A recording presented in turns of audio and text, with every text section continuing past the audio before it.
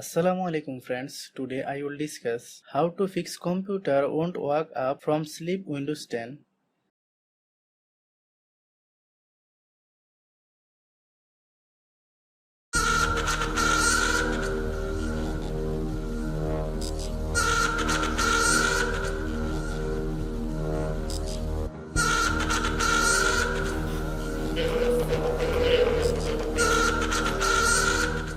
Click Start menu, then click Run.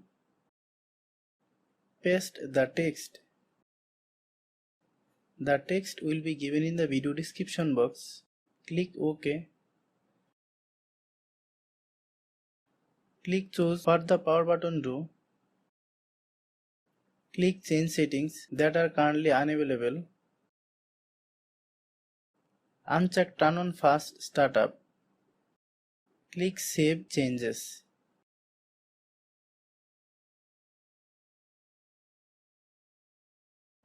Thanks for watching.